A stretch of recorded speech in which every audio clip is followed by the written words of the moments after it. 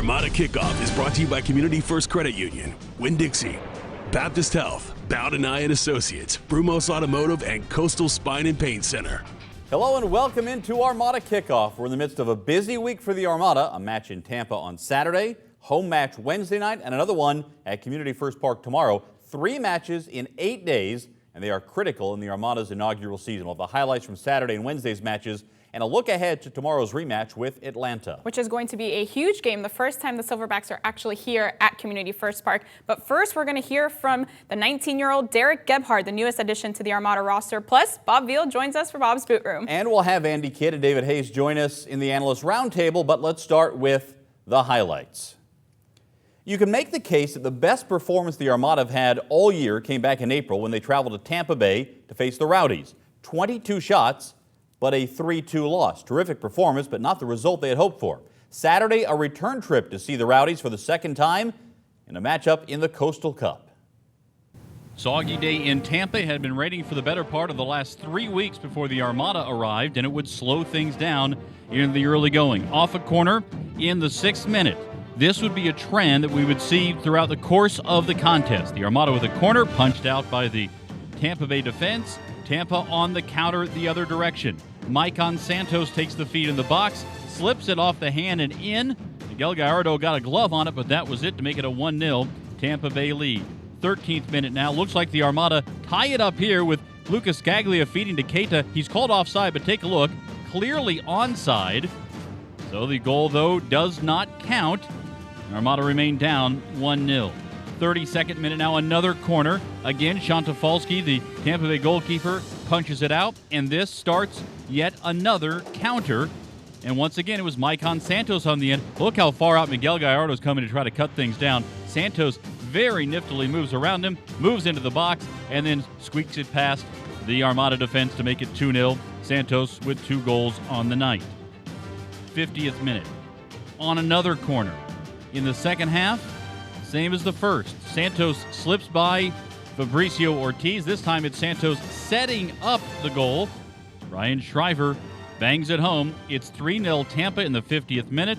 The Armada trying to get things going. And they would, thanks to Keita's nifty little veteran move here, draws the contact, goes down in the box, and he gets the PK. Calmly puts it past Kamil Shantafalski. Keita with his 5th goal of the year. Now a 3-1 lead, 54th minute.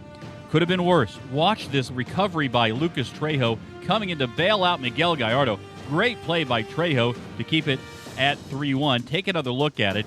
Trejo slammed into the post to rob Santos of a hat trick. Then Keita, 67th minute off the free kick. The seas just poured in front of him. Take another look as Keita buries it. 2 guys for Tampa just step aside. It goes right on in. 6th goal of the year for Keita, ties him for the 4th spot in the league. The Armada would not get any closer. Lucas Trejo in the 79th minute, red carded here. And that would be as close as the Armada would get, playing 10 men the rest of the way. The Armada lose 3-2 in Tampa.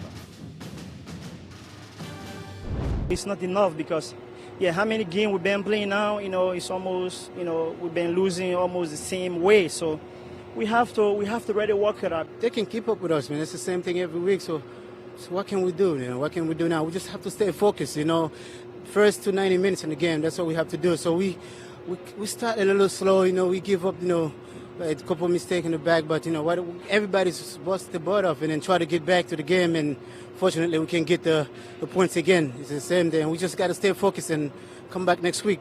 We still believe in what we're trying to do, and obviously we're frustrated. We're human beings, we're sad, but at the same time we're men and we're professionals. We understand that it's a brand new team.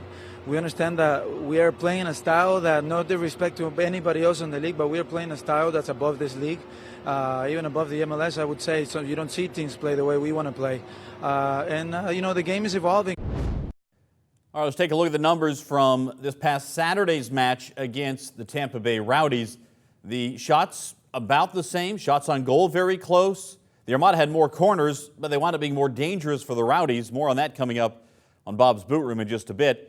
High foul numbers, particularly on the Rowdies in that one, but the red card on Trejo meant that the Armada would be playing without their center back on Wednesday night when they took on the Carolina Railhawks. Without In fact, 4 of their regulars. The Armada had some questions in a do-or-die match, and this was a preview of things to come as Akil Barrett just couldn't quite redirect it, but the Armada had opportunities early on against the Railhawks. Remember, the Railhawks were the only team to have beaten the Armada at home this year. That was a 4-0 victory on May the 20th. Second straight game at home for David Sierra, and he played very well. His last time out, it was a 1-0 shutout, and he got a little support here. Jaime Castrion's first goal as a member of the Armada. Look at the acrobatics by Castrion, making a 1-0 Armada lead in the 32nd minute. 33rd minute, didn't take long for the Armada to make it 2-0. Pascal Million turns on the speed here and sets up Akil Barrett. And Barrett puts it past Akira Fitzgerald, his second goal of his professional career, and he's getting good at the celebration too. We'll show you that in a moment, but watch the left foot by Barrett, puts it along the ground and just tucks it in that post. And hey, Joseph Toby gonna help, Jamal Johnson, Miguel Gallardo not even starting, but gonna help celebrate the goal in the 33rd minute. Second half now, 62nd minute. Keita, who last week got a hand getting assisted by Jamal Johnson, turns it the other way. Gives it back, and Jamal Johnson with the blast. This seems to be his favorite spot on the field. His 5th goal of the year, second best on the squad. The Armada win it 3-0. They're now 5-2-1 at home, and they avenge their only loss at Community First Park. David Sierra, congratulations, a clean sheet for you tonight. How big was this win for you and your teammates? I think it's very important because the last 2 games we cannot win, and we needed to face in the game on Saturday with happier and confidence. It's huge for us because, you know, we're bottom on the table, so we just want to make it, we get points. It's all about we get 2 points, you're going to get higher on the table. So that's what it's about, and then we know we can do it. You know, we just trust each other tonight. It was a freaking unbelievable performance from everybody. So here are the numbers for Wednesday night's 3-0 Armada victory. See, the Armada had the edge in terms of shots. Their shots on goal obviously were more efficient. Had possession time. In fact, in the first half, they really dominated possession. Wound up a 10% possession edge. 3 goals scored by the Armada. Castrion's first, Barrett's second, and the 5th for Jamal Johnson. And the Armada, again, avenged their only loss at home with a victory over Carolina. The Armada are back at home again tomorrow night against the Atlanta Silverbacks. Then next Saturday, they travel to San Antonio to take on the Scorpions. And then the boys in blue return to Community First Park on Saturday, August 29th against the Scorpions. A new face on the Armada roster got some playing time last weekend against the Rowdies. Krissty caught up with 19-year-old forward Derek Gebhard this week. One of the youngest players on the Armada roster and the newest, 19-year-old Derek Gebhard joined the Armada in early August as a forward, and it didn't take long to get him onto the pitch. In the 81st minute, he was subbed in for Akil Barrett, and Gebhard says the Armada style of play is very different. I mean, it's a lot different experience than I've ever experienced, so it's a lot quicker too than I've ever played. So I was a little like tired when I first got in, but felt pretty awesome being out there. So. Gebhard came out with fresh legs showing great speed and determination. He pressured the Rowdies goalie enough to get his team a set piece late in the match. And although a little nervous at first, Gebhard was happy to be able to play. I feel like I'm glad that I got to get the first like 10 minutes in there, so now I maybe won't have those jitters anymore next time I get a chance to go in. The fall season is still far from over, and Gebhard has a couple of goals in mind. Hopefully get some more playing time and then actually help the team get some goals maybe. The Armada hosts the Silverbacks on Saturday at Community First Park. Atlanta has been a real thorn in the side of the Armada this year. After a slow start in the spring, the Silverbacks are contending in the fall. They're in 6th place in the fall standings coming into Saturday's match. Saturday at Community First Park, the Armada hosts the Atlanta Silverbacks. After playing in Georgia twice, this is the only visit for the Silverbacks to Jacksonville.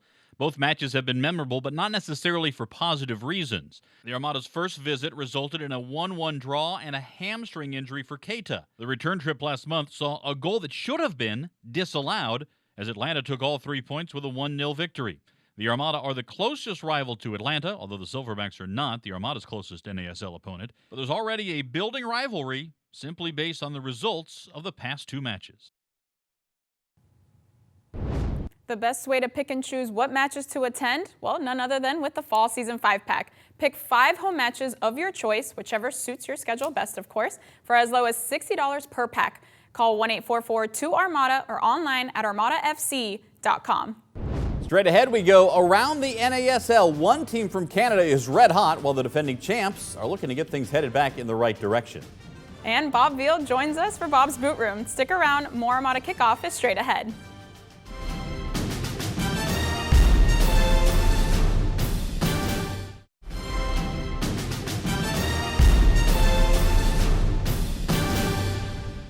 To enter for your chance to participate in the Winn-Dixie Bubble Battle, visit your nearest Winn-Dixie in your Armada gear, take a selfie, and post it to any of the Armada social media using the hashtag WinnDixieBB.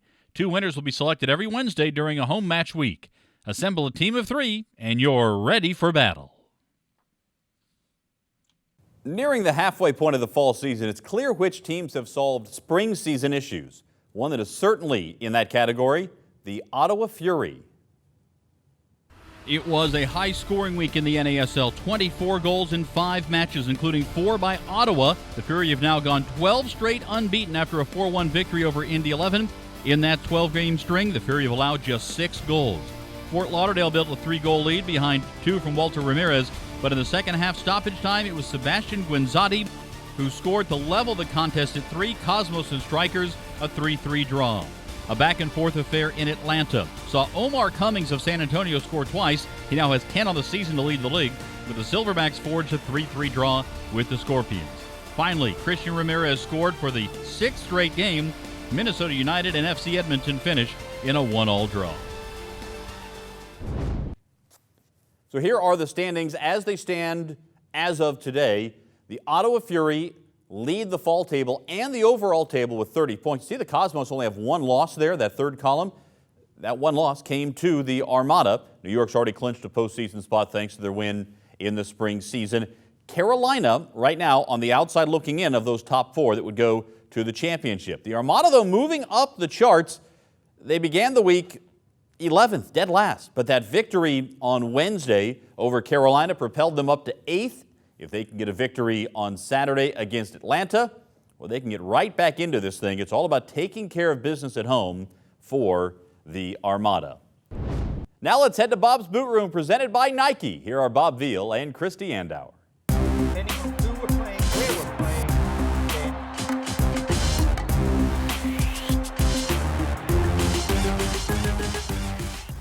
Thank you, Cole. Bob, the Armada suffered yet another loss on the road against the Tampa Bay Rowdies, and a lot of that had to do with the counterattacks.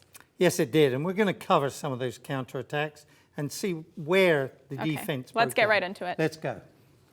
Here was one of our corners. Jamal, the goalkeeper, punches it out, and here we go. Wing straight upfield, picks up a player there, runs onto the ball. We've got 2 defenders. Pascal there making a great run back. Santos doesn't miss many of these. A goal. Right. So let's look at the second clip. Big clearance from our goalkeeper there, from Gebhard there, picked up by the defense again, by the Tampa Bay again, and dribbles through. Pretty good save that, point blank save. So again, from a fast break, they broke out. And this is another one. Long ball right out. The Armada caught with only 2 defenders there. Yeah, 2 defenders. So Gebhard has to come out to a certain distance, and this is a nice little chip over the top into the goal. But he was committed there. He had to go. So let's look at the next one. And this again, lost the ball in midfield. Midfielder stuck upfield. Great early ball. How many defenders are there? 2. And the others rushing to get back. But a great save for Gebhard there. Right. Great save.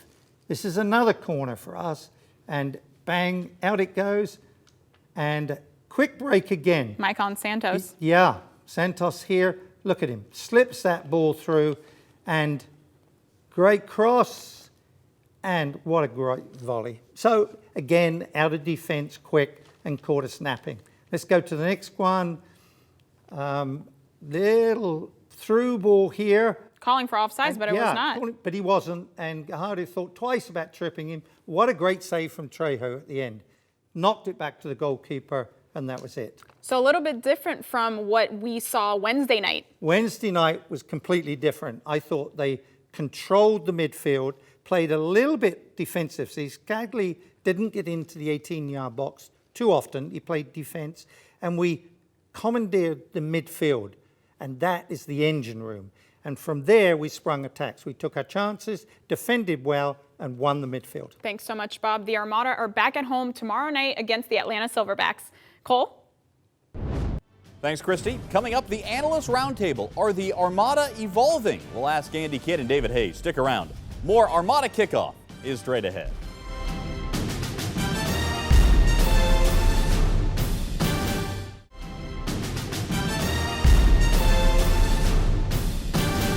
The Armada Social Rewards program is a great way to stay connected with the team via social media. Just go online at armadasocialrewards.com, create an account, and start earning free gifts.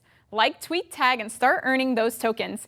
Each week, we pick a random winner, and congratulations to Sarah Story. You've won an exclusive autographed player roster card. And now let's head over to the Roundtable, presented by Subway. Cole? You can switch around, and we're going to be very strong. We saw a lot of different players, a lot of different lineups. All right, thank you, Krissty. David Hayes and Andy Kidd joining us on the Roundtable this week. All right, guys, let's talk about the evolution of the Armada. Is it happening? Are the Armada evolving, Andy? You know, it's still too early to tell, in my opinion, because you could say, on one hand, you've got 2 out of the last 4 games we've had shutouts. The Armada have recorded shutouts, which is a great testament to keeping the ball at the back of the net. But in that same 4-game period, you've given up 3 goals in 2 of the other games each. So I think the last game, 3-0 win over Carolina is a huge step in the right direction, and obviously the 1-0 win over the Cosmos was huge. Still got to find a way to stop those counterattacks. Every time that we get on the field, we're evolving. We're getting better. They are getting better. I mean, we've proven that we're good offensively, but we haven't proven defensively. I think last night was great for us, and the past couple weeks, actually. So I think we are evolving a little bit defensively. You talked about the offense. 15 of the 24 goals have been scored by either Keita, Jamal Johnson, or Pascal. I mean, the attack is pretty much set, right? I mean, we know what the Armada can do. We've been good all year, the attack. I have no problem with those 3. They've been great. Flores, but now you take Akil Barrett. I mean, he's played 480 minutes, I think, and he scored 2 goals and 1 assist. Flores has played double that, and he's got 2 goals and 2 assists. So I think Barrett's making a push that he needs to be out there. So offensively, we're good. Yeah, I don't know if you can say it's automatic that's going to be the lineup every time with Akil coming in there. He is a game changer right now, and even when he's not scoring, he's creating chances. What do you do when Flores and Matt Boehner get back? How do you manage those guys? That's why they pay the coach the big bucks, right, to make those tough decisions. But you know, it's tough because Flores is a leader. You know, he's been on the field all season up until recently, and Akil has proven himself that he can be on the field too, but you've got to have some of those defensive players like Scaglia and Castellon in the lineup to cover those midfielders and forwards. So, you know, I don't have a straight answer on that, and it's maybe some kind of combination where Flores starts some games and Akil others, but Akil seems to be comfortable coming off the bench too, though, so we'll see. He does. I think you have to, obviously Flores goes in. As far as Boehner is concerned, the back 4 last night, I think they did a great job, and for me as a coach, I think we've had a shutout. Let's keep those 4 in and see how they do. So when Boehner comes back, I think he sits for a bit. And we should point out that Nick Perea got his first start ever at center back. Right. And he never played that position before. And the other point is Sierra's had 2 shutouts in his last 2 starts. So that's an interesting storyline to follow too. I mean, he's performing very well right now. Yeah, no doubt about it. I'm going to put you guys on the spot here. We've got still, 11, 12 games, 13 games, depending on which teams they are, left in the fall. Who's going to be the fall champion, David? I think Ottawa. Yeah, it's hard not to go with Ottawa. They not only are they hard to score on, but they found a way to put the ball in the back of the net. All right, going to Canada for the fall championship. Andy Kidd, David Hayes, thanks so much. Coming up, the Armada are taking a stand. We'll hear what's happening in the Twitterverse. Stick around. More Armada Kickoff is straight ahead.